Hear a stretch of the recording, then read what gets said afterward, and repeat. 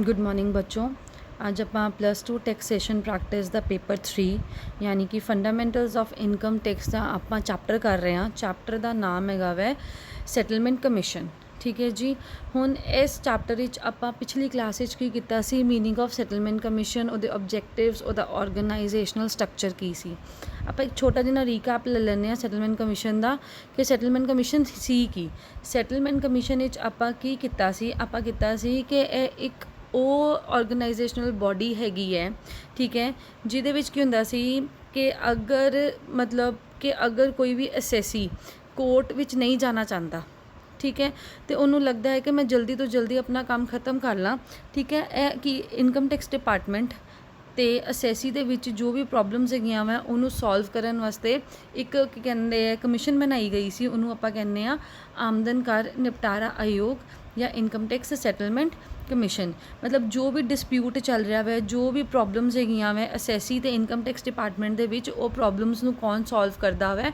Income tax settlement commission ਕਰਦਾ ਵਾ। ਠੀਕ ਹੈ, ਹੁਣ ਆਪਾਂ ਅੱਜ ਜਿਹੜਾ ਆਪਾਂ ਟੌਪਿਕ ਕਰਾਂਗੇ, ਅੱਜ ਜਿਹੜਾ ਟੌਪਿਕ ਹੈ ਉਸ ਟੌਪਿਕ ਦਾ ਨਾਮ ਹੈਗਾ ਵੈ ਆਮਦਨ ਕਰ ਨਿਪਟਾਰਾ ਆਯੋਗ ਨੂੰ ਪ੍ਰਾਰਥਨਾ ਸੰਬੰਧੀ ਨਿਯਮ, ਯਾਨੀ ਕਿ rules related to file an application to income tax settlement commission. ਯਾਨੀ ਕਿ ਸਾਨੂੰ ਕੀ ਕੰਡੀਸ਼ਨਸ, ਕੀ ਸ਼ਰਤਾਂ ਪੂਰੀਆਂ ਕਰਨੀਆਂ ਪੈਣਗੀਆਂ ਜਿਹਦੇ ਥਰੂ ਆਪਾਂ ਕੀ ਕਰ ਸਕਦੇ ਹਾਂ, ਸੈਟਲਮੈਂਟ ਕਮਿਸ਼ਨ ਕੋਲ ਜਾ ਸਕਦੇ ਹਾਂ। ਮਤਲਬ ਕਿ ਤੁਹਾਨੂੰ ਇਹ ਕੰਡੀਸ਼ਨਸ ਪੂਰੀਆਂ ਹੋਣਗੀਆਂ, ਤੁਸੀਂ ਤਦ ਹੀ ਸੈਟਲਮੈਂਟ ਕਮਿਸ਼ਨ ਕੋਲ ਜਾ ਸਕਦੇ ਹੋ, ਅਦਰਵਾਈਜ਼ ਤੁਸੀਂ ਸੈਟਲਮੈਂਟ ਕਮਿਸ਼ਨ ਕੋਲੋਂ नहीं जा सकते।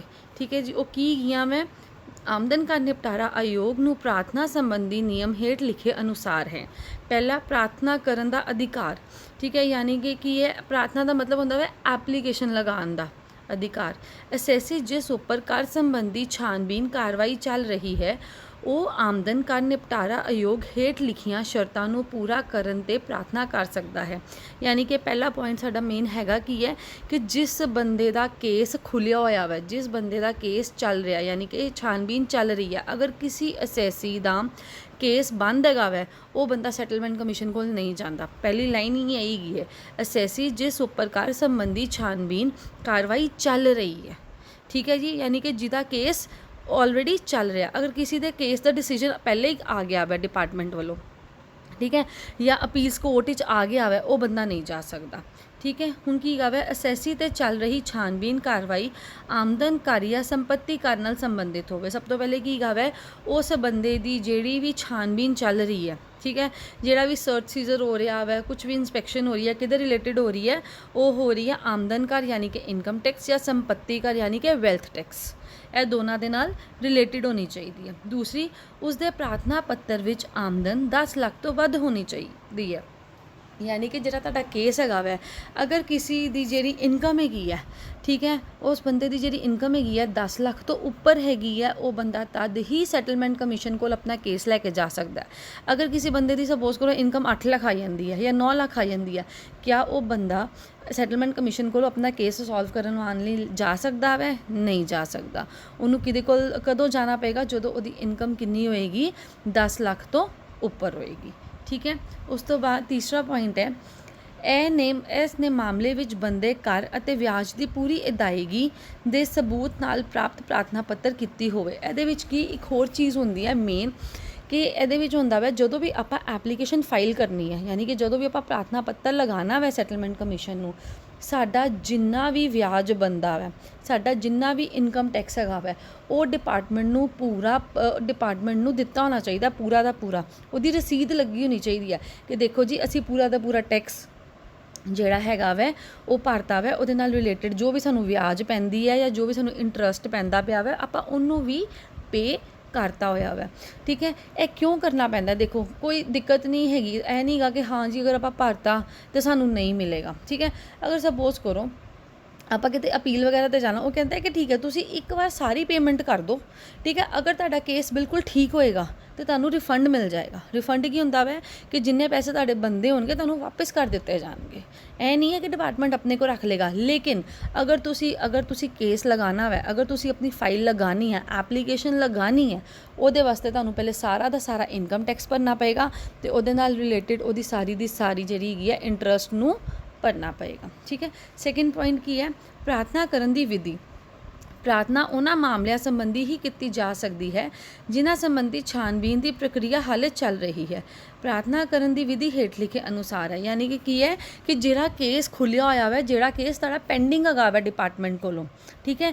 ਇਹ ਨਹੀਂ ਹੈ ਕਿ ਅਗਰ ਇੱਕ ਕੇਸ ਤੁਹਾਡਾ ਸੋਲਵ ਹੋ ਗਿਆ ਵਾ ਤੇ ਤੁਸੀਂ ਕਹੋ ਨਹੀਂ ਜੀ ਨਹੀਂ ਹੈ ਤੇ ਕੇਸ ਸੋਲਵ ਹੋ ਗਿਆ ਵਾ, ਅਸੀਂ ਸੈਟਿਸਫਾਈਡ ਨਹੀਂ ਹੈਗੇ, ਠੀਕ ਹੈ, ਤੇ ਤੁਹਾਨੂੰ ਆਪਾਂ ਜੀ ਸੈਟਲਮੈਂਟ ਕਮਿਸ਼ਨ ਕੋਲ ਜਾ ਰਹੇ ਹਾਂ। ਜਿਹੜਾ ਕੇਸ ਤੁਹਾਡਾ ਪੈਂਡਿੰਗ ਹੈਗਾ ਵਾ ਡਿਪਾਰਟਮੈਂਟ ਕੋਲੋਂ, ਤੁਸੀਂ ਉਸੇ ਕੇਸ ਦੇ ਰਿਲੇਟਿਡ ਹੀ ਜਾ ਸਕਦੇ ਹੋ।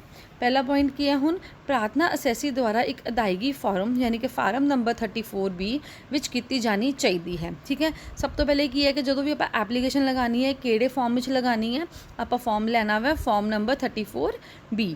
ਫਾਰਮ ਉੱਪਰ ਅਸੈਸੀ ਦੇ ਹਸਤਾਖਰ ਹੋਣੇ ਚਾਹੀਦੇ ਹਨ ਅਤੇ ਫਾਰਮ ਵਿੱਚ ਪੂਰੀ ਜਾਣਕਾਰੀ ਦਿੱਤੀ ਹੋਣੀ ਚਾਹੀਦੀ ਹੈ, ਠੀਕ ਹੈ। ਇਹਦੇ ਵਿੱਚ ਕੀ ਹੋਣੇ ਚਾਹੀਦੇ ਆ, ਜਿਹੜਾ ਅਸੈਸੀ ਹੈਗਾ ਵਾ ਉਹਦੇ ਸਿਗਨੇਚਰ ਵੀ ਹੋਣੇ ਚਾਹੀਦੇ ਆ ਤੇ ਜਿਹੜਾ ਫਾਰਮ ਹੈ ਉਹਦੇ ਵਿੱਚ ਕੀ ਹੈਗਾ ਵਾ ਪੂਰੀ ਦੀ ਪੂਰੀ ਇਨਫੋਰਮੇਸ਼ਨ ਹੋਣੀ ਚਾਹੀਦੀ ਹੈ। ਅਧੂਰਾ ਫਾਰਮ ਸਵੀਕਾਰ ਨਹੀਂ ਕੀਤਾ ਜਾਂਦਾ, ਜਿਹੜਾ ਵੀ ਇਨਕੰਪਲੀਟ ਫਾਰਮ ਹੋਏਗਾ, ਠੀਕ ਹੈ, ਉਹਨੂੰ ਕਦੀ ਵੀ ਉਹ ਐਕਸੈਪਟ ਨਹੀਂ ਕਰਨਗੇ, ਉਹਨੂੰ ਕਦੀ ਵੀ ਉਹ ਲੋਕ ਕੀ ਕਰਨਗੇ, ਉਹਨੂੰ ਸਵੀਕਾਰ ਨਹੀਂ ਕਰਨਗੇ। ਸੈਕਿੰਡ ਪੁਆਇੰਟ, ਫਾਰਮ ਨਾਲ ਮਾਮਲੇ ਵਿੱਚ ਬੰਦੇ ਕਰ ਅਤੇ ਵਿਆਜ ਦੀ ਰਸੀਦ ਲਗਾਈ ਜਾਣੀ ਚਾਹੀਦੀ ਹੈ, ਯਾਨੀ ਕਿ ਕੀ ਹੈ ਕਿ ਜਿੰਨਾ ਵੀ ਉਹਨਾਂ ਨੇ ਅਸੈਸੀ ਨੇ ਟੈਕਸ ਭਰਿਆ ਵੈ ਤੇ ਜਿੰਨਾ ਵੀ ਵਿਆਜ ਉਹਨੇ ਭਰਿਆ ਵੈ ਉਹਦੀ ਰਸੀਦ ਫਾਰਮ ਦੇ ਨਾਲ ਲੱਗਣੀ ਚਾਹੀਦੀ ਹੈ। ਤੀਸਰਾ, ਪ੍ਰਾਰਥਨਾ ਅਸੈਸੀ ਦੁਆਰਾ ਖੁਦ ਜਾਂ ਏਜੰਟ ਦੇ ਹੱਥ ਉਸ ਖੇਤਰ ਨਾਲ ਸੰਬੰਧਿਤ ਬੈਂਚ ਦੇ ਸੈਕਟਰੀ ਨੂੰ ਸੌਂਪੀ ਹੁੰਦੀ ਹੈ, ਯਾਨੀ ਕਿ ਕੀ ਹੈ ਪ੍ਰਾਰਥਨਾ ਮਤਲਬ ਅਸੈਸੀ ਕੌਣ ਹੈ, ਐਪਲੀਕੇਸ਼ਨ ਜਿਹੜੀ ਲੱਗੇਗੀ, ਐਪਲੀਕੇਸ਼ਨ ਕੌਣ ਲਗਾਏਗਾ, ਜਾਂ ਤੇ ਅਸੈਸੀ ਖੁਦ ਲਗਾਏਗਾ ਜਾਂ ਉਹਦਾ ਏਜੰਟ ਲਗਾਏਗਾ। ਏਜੰਟ ਕੌਣ ਹੁੰਦਾ ਵੈ, ਏਜੰਟ ਹਮੇਸ਼ਾ ਉਦੋਂ ਅਪਾਇੰਟ ਹੁੰਦਾ ਵੈ ਜਦੋਂ ਅਸੈਸੀ ਉਸ ਕੰਟਰੀ ਵਿੱਚ ਨਹੀਂ ਹੁੰਦਾ। ਸਪੋਜ਼ ਕਰੋ ਮੈਂ ਅਸੈਸੀ ਹਾਂ, ਠੀਕ ਹੈ, ਮੈਂ ਕਿਸੇ ਹੋਰ ਕੰਟਰੀ 'ਚ ਰਹਿੰਦੀ ਹਾਂ, ਸਪੋਜ਼ ਕਰ ਲਓ ਜਾਂ ਅਮਰੀਕਾ ਰਹਿੰਦੀ ਹਾਂ ਜਾਂ ਕੈਨੇਡਾ ਰਹਿੰਦੀ ਹਾਂ, ਠੀਕ ਹੈ। ਮੈਂ ਹੁਣ ਉੱਥੋਂ ਆ ਕੇ ਤੇ ਇੱਥੇ ਐਪਲੀਕੇਸ਼ਨ ਲਗਾਉਣ ਤੋਂ ਰਹੀ, ਮੈਂ ਕੀ ਕਰਦੀ ਹਾਂ, ਮੈਂ ਆਪਣੀ ਜਗ੍ਹਾ ਆਪਣਾ ਇੱਕ ਹੋਰ ਬੰਦਾ ਭੇਜ ਦਿੰਦੀ ਹਾਂ। ਉਹ ਬੰਦਾ ਉਸ ਟਾਈਮ 'ਤੇ ਮੇਰੇ ਨਾਲ ਕੀ ਮੇਰਾ ਤੇ ਉਹਦਾ ਕੀ ਰਿਲੇਸ਼ਨ ਹੋ ਜਾਏਗਾ, ਏਜੰਟ ਦਾ, ਯਾਨੀ ਕਿ ਮੈਂ ਨਹੀਂ ਪਹੁੰਚੀ, ਮੇਰੀ ਜਗ੍ਹਾ ਮੇਰਾ ਏਜੰਟ ਪਹੁੰਚ ਗਿਆ। ਐਪਲੀਕੇਸ਼ਨ ਕੌਣ ਲਗਾ ਸਕਦਾ, ਜਾਂ ਤੇ ਅਸੈਸੀ ਖੁਦ ਮੈਂ ਹੋ ਗਈ ਜਾਂ ਮੈਂ ਜਿਸ ਬੰਦੇ ਨੂੰ ਅੱਗੇ ਭੇਜਿਆ ਵਾ ਏਜੰਟ। ਐ ਸਿਰਫ ਕਿਸ ਕੇਸ ਵਿੱਚ ਹੁੰਦਾ ਨਾਰਮਲੀ ਜਦੋਂ ਬੰਦਾ ਇੱਕ ਕੰਟਰੀ ਤੋਂ ਬਾਹਰ ਹੁੰਦਾ ਵਾ। ਤੇ ਆਪਾਂ ਜਿਹੜੀ ਐਪਲੀਕੇਸ਼ਨ ਹੈਗੀ ਹੈ ਕਿਹਨੂੰ ਦੇਣੀ ਹੈਗੀ ਹੈ, ਸੈਕਟਰੀ ਨੂੰ ਦੇਣੀ ਹੈਗੀ ਹੈ। ਪ੍ਰਾਰਥਨਾ ਰਜਿਸਟਰਡ ਡਾਕ ਦੁਆਰਾ ਵੀ ਭੇਜੀ ਜਾ ਸਕਦੀ ਹੈ, ਠੀਕ ਹੈ ਜੀ। ਚੌਥਾ ਪੁਆਇੰਟ ਹੈ, ਪ੍ਰਾਰਥਨਾ ਦੇ ਨਾਲ ਨਿਰਧਾਰਿਤ ਫੀਸ 500 ਰੁਪਏ ਜਮ੍ਹਾਂ ਕਰਵਾਈ ਜਾਂਦੀ ਹੈ। ਤੁਹਾਨੂੰ ਜਦੋਂ ਵੀ ਤੁਸੀਂ ਐਪਲੀਕੇਸ਼ਨ ਲਗਾਉਣੀ ਹੈ, ਐਪਲੀਕੇਸ਼ਨ ਲਗਾਉਣ ਲਈ ਤੁਹਾਨੂੰ ਫੀਸ ਭਰਨੀ ਪੈਂਦੀ ਹੈ। ਉਹ ਫੀਸ ਕਿੰਨੀ ਹੈਗੀ ਹੈ, 500 ਰੁਪਏ। ਉਸ ਤੋਂ ਬਾਅਦ ਹੈ, ਪ੍ਰਾਰਥਨਾ ਪੱਤਰ ਵਿੱਚ ਗਲਤੀ ਹੋਣ 'ਤੇ ਉਸ ਨੂੰ ਦੁਬਾਰਾ ਦਰੁਸਤ ਕਰਨ ਲਈ ਵਾਪਿਸ ਦੇ ਦਿੱਤਾ ਜਾਂਦਾ ਹੈ। ਜੇ ਪ੍ਰਾਰਥਨਾ ਪੱਤਰ ਵਿੱਚ ਕੋਈ ਗਲਤੀ ਨਹੀਂ ਹੈ ਤਾਂ ਉਸ ਦਾ ਨੰਬਰ ਪ੍ਰਾਪਤ ਕੀਤਾ ਜਾਣਾ ਚਾਹੀਦਾ ਹੈ। ਉਸ ਟਾਈਮ 'ਤੇ ਚੈਕਿੰਗ ਹੁੰਦੀ ਹੈ, ਅਗਰ ਕੋਈ ਗਲਤੀ ਹੁੰਦੀ ਹੈ, ਕੁਝ ਮਿਸਟੇਕ ਹੋ ਜਾਂਦੀ ਹੈ ਤੇ ਆਪਾਂ ਕੀ ਕਰਦੇ ਹਾਂ, ਉਸ ਐਪਲੀਕੇਸ਼ਨ ਨੂੰ ਵਾਪਿਸ ਕਰਦੇ ਹਾਂ। ਉਹਨਾਂ ਨੂੰ ਕਹਿੰਦੇ ਆ ਕਿ ਤੁਸੀਂ ਜਿਹੜੀ ਐਪਲੀਕੇਸ਼ਨ ਹੈਗੀ ਹੈ ਉਹਨੂੰ ਠੀਕ ਕਰਕੇ ਲਿਆਓ, ਠੀਕ ਹੈ। ਜਦੋਂ ਅਗਰ ਐਪਲੀਕੇਸ਼ਨ ਪੂਰੀ ਠੀਕ ਹੋ ਜਾਂਦੀ ਹੈ ਤਾਂ ਤੁਹਾਨੂੰ ਇੱਕ ਰਿਸੀਟ ਨੰਬਰ ਮਿਲਦਾ ਵਾ, ਠੀਕ ਹੈ, ਤੁਹਾਨੂੰ ਉਹ ਰਿਸੀਟ ਨੰਬਰ ਲੈਣਾ ਪੈਂਦਾ ਹੈ। ਉਸ ਤੋਂ ਬਾਅਦ ਹੈ ਪ੍ਰਾਰਥਨਾ ਦਾ ਖਾਰਜ ਹੋਣ ਸੰਬੰਧੀ, ਯਾਨੀ ਕਿ ਕਿਹੜੇ ਕਿਹੜੇ ਕੇਸਿਸ ਹੈਗੇ ਆ ਜਿਸ ਵਿੱਚ ਜਿਹੜਾ ਸੈਟਲਮੈਂਟ ਕਮਿਸ਼ਨ ਹੈਗਾ ਵੈ ਉਹ ਅਸੈਸੀ ਦੀ ਐਪਲੀਕੇਸ਼ਨ ਨੂੰ ਮਨਾ ਕਰ ਸਕਦਾ ਕਿ ਆਪਾਂ ਤੁਹਾਡੀ ਐਪਲੀਕੇਸ਼ਨ ਨਹੀਂ ਲੈਣੀ, ਆਪਾਂ ਤੁਹਾਡੀ ਜਿਹੜੀ ਐਪਲੀਕੇਸ਼ਨ ਹੈਗੀ ਆ ਉਹਨੂੰ ਕੀ ਕਰਨਾ ਵੈ, ਰਿਜੈਕਟ ਕਰਨਾ ਵੈ, ਠੀਕ ਹੈ। ਨਿਪਟਾਰਾ ਆਯੋਗ ਅਧਿਨਿਯਮ ਦੀ ਧਾਰਾ 245 ਅਨੁਸਾਰ ਪ੍ਰਾਰਥਨਾ ਪੱਤਰ ਨੂੰ ਪ੍ਰਾਪਤ ਹੋਣ ਤੋਂ 14 ਦਿਨ ਵਿੱਚ ਖਾਰਿਜ ਕੀਤਾ ਜਾ ਸਕਦਾ ਵੈ। ਜੇ ਇਸ ਸਮੇਂ ਪ੍ਰਾਰਥਨਾ ਖਾਰਿਜ ਨਹੀਂ ਹੁੰਦੀ ਤਾਂ ਉਹ ਸਵੀਕਾਰ ਮੰਨੀ ਜਾਵੇਗੀ। ਹੇਠ ਲਿਖੀਆਂ ਸਥਿਤੀਆਂ ਵਿੱਚ ਪ੍ਰਾਰਥਨਾ ਪੱਤਰ ਖਾਰਿਜ ਕੀਤਾ ਜਾ ਸਕਦਾ ਹੈ, ਯਾਨੀ ਕਿ ਕੀ ਹੈ ਕਿ ਜਿਹੜਾ ਸੈਟਲਮੈਂਟ ਕਮਿਸ਼ਨ ਹੈ ਉਹਦੇ ਕੋਲ ਰਾਈਟ ਹੈਗਾ ਵੈ, ਉਹਨਾਂ ਨੇ ਇੱਕ ਵਾਰ ਕੀ ਕਹਿੰਦੇ ਆ ਐਪਲੀਕੇਸ਼ਨ ਲੈ ਲਈ, ਐਪਲੀਕੇਸ਼ਨ ਲੈਣ ਤੋਂ ਬਾਅਦ ਉਹ ਕੀ ਕਰਦੇ ਆ, ਉਹਨਾਂ ਨੂੰ 14 ਦਿਨ ਦਾ ਟਾਈਮ ਮਿਲਦਾ ਵੈ। 14 ਦਿਨ ਦੇ ਅੰਦਰ ਅੰਦਰ ਉਹ ਲੋਕ ਕੀ ਕਰ ਸਕਦੇ ਆ, ਤੁਹਾਡੀ ਐਪਲੀਕੇਸ਼ਨ ਨੂੰ ਕੈਂਸਲ ਕਰ ਸਕਦੇ ਆ ਕਿ ਉਹ ਮਤਲਬ ਉਹ ਕਹਿੰਦੇ ਨਹੀਂ ਜੀ ਅਸੀਂ ਤੁਹਾਡਾ ਕੇਸ ਸੋਲਵ ਨਹੀਂ ਕਰਨਾ, ਠੀਕ ਹੈ। ਅਗਰ ਸਪੋਜ਼ ਕਰੋ, ਠੀਕ ਹੈ, ਉਹਨਾਂ ਨੂੰ 14 ਦਿਨ ਦੇ ਅੰਦਰ ਅੰਦਰ ਦੱਸਣਾ ਪੈਂਦਾ ਵਾ। ਅਗਰ ਇਨ ਕੇਸ ਉਹ ਨਹੀਂ ਦੱਸਦੇ, ਠੀਕ ਹੈ, 14 ਦਿਨ ਬੀਤ ਜਾਂਦੇ ਆ ਤੇ ਜਿਹੜਾ ਅਸੈਸੀ ਹੋਏਗਾ ਉਹ ਆਪਣੇ ਆਪ ਸਮਝ ਜਾਏਗਾ ਕਿ ਉਹਦੀ ਜਿਹੜੀ ਐਪਲੀਕੇਸ਼ਨ ਹੈਗੀ ਹੈ ਉਹ ਕੀ ਹੋ ਚੁੱਕੀ ਹੈ, ਐਕਸੈਪਟ ਹੋ ਚੁੱਕੀ ਹੋਈ ਹੈ। ਫਿਰ ਉਸ ਤੋਂ ਬਾਅਦ ਸੈਟਲਮੈਂਟ ਕਮਿਸ਼ਨ ਕੋਲ ਰਾਈਟ ਨਹੀਂ ਬਚਦਾ ਕਿ ਉਹ ਐਪਲੀਕੇਸ਼ਨ ਨੂੰ ਕੀ ਕਰੇਗਾ, ਕੈਂਸਲ ਕਰੇ, ਠੀਕ ਹੈ ਜੀ। ਹੁਣ ਕਿਹੜੀਆਂ ਸ਼ਰਤਾਂ ਹੈਗੀਆਂ ਜਿਹਦੇ ਵਿੱਚ ਐਪਲੀਕੇਸ਼ਨ ਨੂੰ ਆਪਾਂ ਰਿਜੈਕਟ ਕਰ ਸਕਦੇ ਹਾਂ। ਪਹਿਲਾ, ਜੇ ਰਿਟਰਨ ਵਿੱਚ ਦਿਖਾਈ ਆਮਦਨ ਤੋਂ ਇਲਾਵਾ ਘਰ 10 ਲੱਖ ਰੁਪਏ ਤੋਂ ਘੱਟ ਹੋਵੇ। ਪਹਿਲਾ ਪੁਆਇੰਟ ਕੀ ਹੋ ਗਿਆ ਕਿ ਅਗਰ ਇੱਕ ਇਕੱਲਾ ਅਸੈਸੀ ਹੈਗਾ ਵਾ, ਯਾਨੀ ਕਿ ਸਪੋਜ਼ ਕਰੋ ਮੈਂ ਹੈਗੀ ਹਾਂ ਇਕੱਲੀ, ਠੀਕ ਹੈ, ਅਗਰ ਮੇਰੀ ਇਨਕਮ ਉਸ ਰਿਟਰਨ ਵਿੱਚ ਕਿੰਨੇ ਤੋਂ ਘੱਟ ਸ਼ੋ ਹੋ ਰਹੀ ਹੈ, 10 ਲੱਖ ਤੋਂ ਘੱਟ ਸ਼ੋ ਹੋ ਰਹੀ ਹੈ, ਤਾਂ ਮੇਰੀ ਐਪਲੀਕੇਸ਼ਨ ਕੀ ਹੋ ਸਕਦੀ ਹੈ, ਰਿਜੈਕਟ ਹੋ ਸਕਦੀ ਹੈ। दूसरा, ਵਿਅਕਤੀਆਂ ਦੇ ਸਮੂਹ ਜਿਸ ਦੀ ਵਿਸ਼ੇਸ਼ ਛਾਣਬੀਨ ਚੱਲ ਰਹੀ ਹੈ ਉਸ ਸਥਿਤੀ ਵਿੱਚ ਰਿਟਰਨ ਵਿੱਚ ਦਿਖਾਈ ਆਮਦਨ ਤੋਂ ਇਲਾਵਾ ਕਰ 50 ਲੱਖ ਰੁਪਏ ਤੋਂ ਘੱਟ ਹੋਵੇ। यानी कि की है सपोज करो हुण असी 2-3 मैंबरस है, ठीक है, व्यक्तियों का समूह मतलब पार्टनरशिप हो गई, 4-5 बंदे हो गए, ठीक है, उन्हों का टोटल टैक्स 50 लाख रुपए तो घट होएगा। अगर 50 लाख तो घट होएगा तो साडी जिहड़ी एप्लीकेशन हैगी है वो की हो सकती है, कैंसल हो सकती है। जे असैसी तो 1 जून तो पहला का मामला चल रहा है, 1 जून 2007 तो पहला का मामला चल रहा होवे अते उसने इस मिति तो बाद दोबारा प्रार्थना ना की होवे, ठीक है। सपोज करो मेरा एक केस सी 2007 का पहले का हैगा वै, ठीक है, लेकिन उस तो बाद मैं एप्लीकेशन नहीं लगाई दोबारा, मेरी उस केस की हो सकती है एप्लीकेशन की कहते हैं कैंसल हो सकती है। जे मामले जिस संबंधी प्रार्थना है दी छानबीन पूरी हो चुकी हो, यानी कि वो केस की हो चुका हो, बंद हो चुका हो, जब केस ही एक बार सैटल डाउन हो गया आप उस केस ਨੂੰ दोबारा नहीं खोल सकते।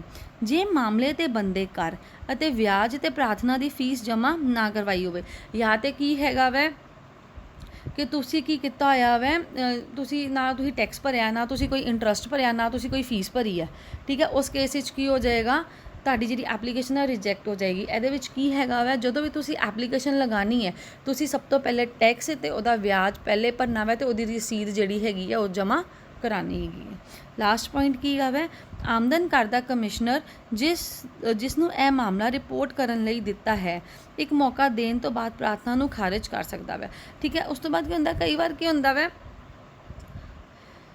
ਕਿ ਜਿਹੜਾ ਕਮਿਸ਼ਨਰ ਹੈਗਾ ਵੈ ਆਪਾਂ ਉਹਨੂੰ ਬੁਲਾ ਲੈਂਦੇ ਹਾਂ, ਠੀਕ ਹੈ, ਕਿ ਇਹ ਕੇਸ ਹੈਗਾ ਵੈ 10, ਅਸੀਂ ਉਹਦੇ ਕੋਲੋਂ ਉਹਦਾ ਪੁਆਇੰਟ ਆਫ ਵਿਊ ਲੈਂਦੇ ਹਾਂ, ਠੀਕ ਹੈ। ਅਗਰ ਉਹਨੂੰ ਲੱਗਦਾ ਵੈ ਕਿ ਹਾਂ ਇਹ ਕੇਸ ਠੀਕ ਨਹੀਂ ਹੈਗਾ, ਜੈਨੂਇਨ ਨਹੀਂ ਹੈਗਾ, ਉਹ ਲੋਕ ਕੀ ਕਰਦੇ ਆ, ਕੇਸ ਨੂੰ ਕੈਂਸਲ ਕਰ ਦਿੰਦੇ ਆ, ਠੀਕ ਹੈ ਬੇਟਾ।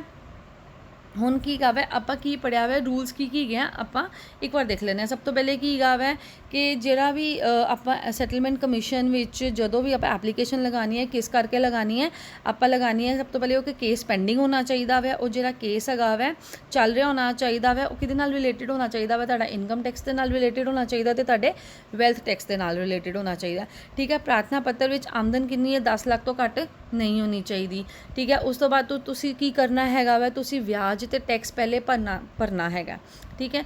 ਉਸ ਤੋਂ ਬਾਅਦ ਕੀ ਹੈ, ਤੁਸੀਂ ਇੱਕ ਪ੍ਰੋਪਰ ਫਾਰਮ ਫਿਲ ਕਰਨਾ ਵੈ, ਠੀਕ ਹੈ। ਫਾਰਮ ਫਿਲ ਕਰਨ ਤੋਂ ਬਾਅਦ ਤੁਹਾਡਾ ਟੈਕਸ ਅਤੇ ਜਿਹੜੀ ਕੀ ਕਹਿੰਦੇ ਆ ਵਿਆਜ ਵਾਲੀ ਰਸੀਦ ਹੈਗੀ ਆ ਉਹ ਤੁਹਾਨੂੰ ਨਾਲ ਲਗਾ ਕੇ ਰੱਖਣੀ ਚਾਹੀਦੀ ਹੈ।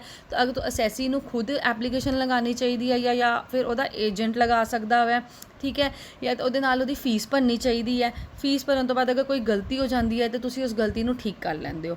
ਅਗਰ ਸੈਟਲਮੈਂਟ ਕਮਿਸ਼ਨ 14 ਦਿਨ ਤੱਕ ਤੁਹਾਨੂੰ ਕੋਈ ਜਵਾਬ ਨਹੀਂ ਦਿੰਦਾ ਤਾਂ ਆਪਾਂ ਕੀ ਮੰਨਦੇ ਹਾਂ, ਐਪਲੀਕੇਸ਼ਨ ਤੁਹਾਡੀ ਐਕਸੈਪਟ ਹੋ ਚੁੱਕੀ ਹੈ। ਕਿਨ ਕੇਸਿਸ ਵਿੱਚ ਜਿਹੜੀ ਤੁਹਾਡੀ ਪ੍ਰਾਰਥਨਾ ਪੱਤਰ ਹੈਗਾ ਵੈ ਉਹ ਖਾਰਿਜ ਹੋ ਸਕਦਾ ਵੈ, ਉਹ ਖਾਰਿਜ ਹੋ ਸਕਦਾ ਵੈ 5 ਕੇਸਿਸ ਵਿੱਚ। ਕਿਵੇਂ, ਅਗਰ ਇੱਕ ਬੰਦੇ ਦਾ ਟੈਕਸ 10 ਲੱਖ ਤੋਂ ਘੱਟ ਹੋਵੇ ਜਾਂ ਇੱਕ ਤੋਂ ਵੱਧ ਬੰਦੇ ਹੈ ਅਤੇ ਉਹਨਾਂ ਦਾ ਟੈਕਸ ਕਿੰਨਾ ਹੈਗਾ ਵੈ 50 ਲੱਖ ਤੋਂ ਘੱਟ ਹੁੰਦਾ ਵੈ। ਅਗਰ ਅਸੈਸੀ ਨੇ 1 ਜੂਨ ਤੋਂ ਪਹਿਲੇ ਦਾ ਕੋਈ ਕੇਸ ਹੈਗਾ ਵੈ ਉਸ ਤੋਂ ਬਾਅਦ ਕੋਈ ਕੇਸ ਨੂੰ ਨਹੀਂ ਲਗਾਇਆ, ਐਪਲੀਕੇਸ਼ਨ ਨਹੀਂ ਲਗਾਈ, ਠੀਕ ਹੈ। ਸਭ ਤੋਂ ਪਹਿਲੇ ਉਸ ਤੋਂ ਬਾਅਦ ਕੀ ਅਗਰ ਕੋਈ ਤੀਸਰਾ ਪੁਆਇੰਟ ਹੈ, ਕੋਈ ਕੇਸ ਜਿਹੜਾ ਹੈਗਾ ਵੈ ਉਹ ਪੈਂਡਿੰਗ ਜਿਹੜਾ ਹੈਗਾ ਵੈ ਉਹ ਕੰਪਲੀਟ ਹੋ ਚੁੱਕਾ ਹੋਇਆ ਹੈ, ਪਹਿਲੇ ਉਹਦਾ ਜਿਹੜਾ ਸੋਲਿਊਸ਼ਨ ਨਿਕਲ ਚੁੱਕਾ ਹੋਇਆ ਵੈ, ਆਪਾਂ ਉਹਦੀ ਫਾਈਲ ਨਹੀਂ ਲਗਾ ਸਕਦੇ। ਫਿਰ ਉਸ ਤੋਂ ਬਾਅਦ ਆਪਾਂ ਕੋਈ ਵੀ ਇੰਟਰਸਟ ਜਾਂ ਟੈਕਸ ਨਹੀਂ ਭਰਿਆ ਹੈਗਾ ਵੈ, ਕੋਈ ਫੀਸ ਜਮ੍ਹਾਂ ਨਹੀਂ ਕਰਵਾਈ, ਉਸ ਕੇਸ ਵਿੱਚ ਕੈਂਸਲ ਹੋ ਸਕਦੀ ਹੈ, ਠੀਕ ਹੈ ਜੀ। ਜਾਂ ਫਿਰ ਜਿਹੜਾ ਕੋਈ ਕਮਿਸ਼ਨਰ ਹੈਗਾ ਵਾ ਜਿਹੜਾ ਉਸ ਕੇਸ ਨੂੰ ਡੀਲ ਕਰ ਰਿਹਾ ਵਾ, ਆਪਾਂ ਉਹਦਾ ਇੱਕ ਮੌਕਾ ਸੁਣਦੇ ਹਾਂ, ਉਹਨੂੰ ਬੁਲਾਉਂਦੇ ਹਾਂ, ਉਹਦਾ ਪੁਆਇੰਟ ਆਫ ਵਿਊ ਲੈਂਦੇ ਹਾਂ ਅਤੇ ਉਹਦੇ ਪੁਆਇੰਟ ਆਫ ਵਿਊ ਦੇ ਬੇਸਿਸ 'ਤੇ ਅਸੀਂ ਕੀ ਕਰ ਸਕਦੇ ਹਾਂ, ਉਸ ਐਪਲੀਕੇਸ਼ਨ ਨੂੰ ਰਿਜੈਕਟ ਕਰ ਸਕਦੇ ਹਾਂ, ਠੀਕ ਹੈ ਬੇਟਾ। ਸੌਰੀ, ਆਪਾਂ ਇਹ ਜਿਹੜਾ ਟੌਪਿਕ ਕੀਤਾ ਹੈਗਾ ਵਾ, ਇਸ ਤੋਂ ਬਾਅਦ ਆਪਾਂ ਅਗਲਾ ਟੌਪਿਕ ਕਰਾਂਗੇ ਨੈਕਸਟ ਕਲਾਸ ਵਿੱਚ। ਥੈਂਕ ਯੂ ਬੇਟਾ।